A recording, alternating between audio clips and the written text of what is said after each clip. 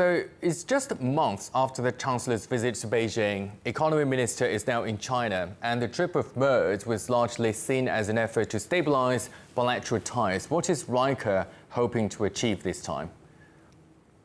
Well, I think, first of all, it's very important that Germany's Economy Minister Katherina Reiche is traveling to China. China is a very important country. I think sometimes number first trade partner, sometimes the second. So we hope she will make a genuine effort to improve the German-Chinese trade relations. And however, the government is sending mixed signals, I think, because at the same time, one of her party colleagues, who also works as an armed lobbyist, is leading a parliamentary delegation to Taiwan at the moment. And this raises the question of whether Germany truly respects its own one China policy. In addition, Minister Reiche's ministry is responsible for approving dual-use goods exports from Germany to Taiwan. So we must wait and see if the German government is really serious about improving relations with China above all the interests Katherina Reiche might have now with her visit. So part of the reason is to reset the ties between Germany and China, and also business is really big because major German companies including BASF and also ThyssenKrupp and Siemens Energy are part of the delegation, we can see. So what are German businesses hoping to get out of this visit?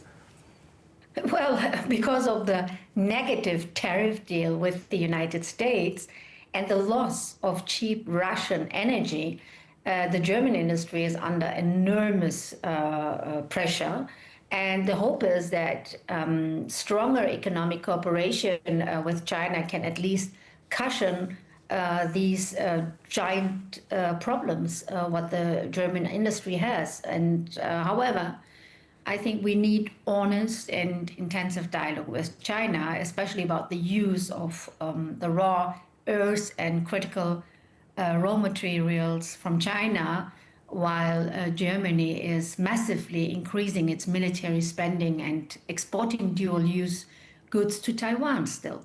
So you think part of the reason is because of the trade tensions with the United States? The minister says that competition makes us stronger, cooperation creates stability, and innovation creates shared progress. So how does Germany balance competition with cooperation when it comes to China, particularly at a time of growing economic and tech rivalry?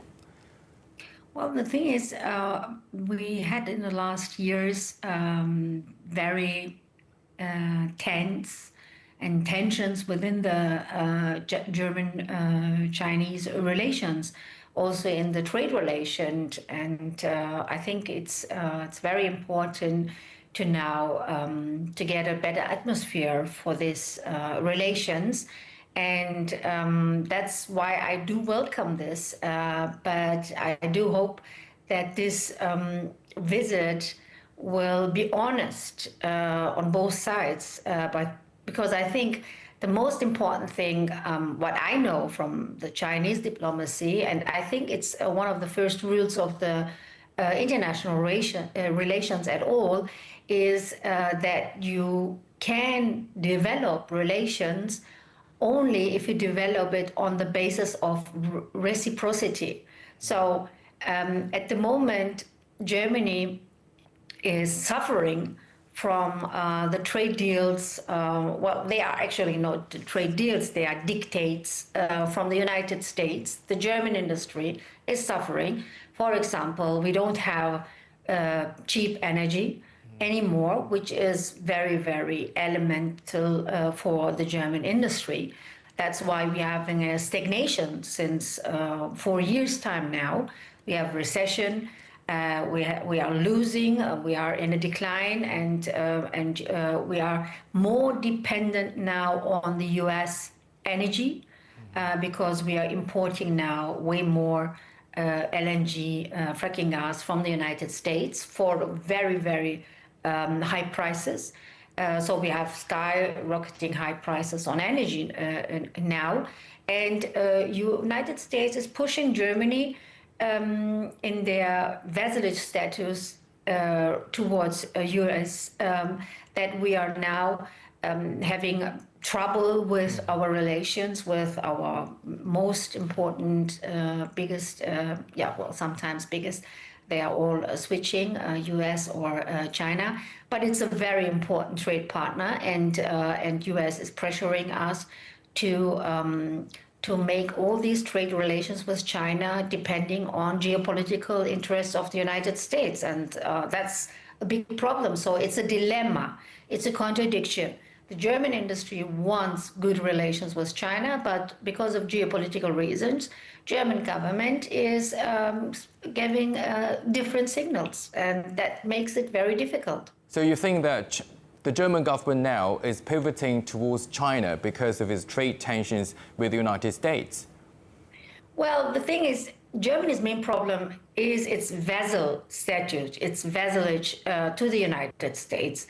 And as a NATO member, as a member of the biggest military pact in the world, Germany follows US security policy and is arming against Russia so that the US can free up capacities for Indo-Pacific and East Asia.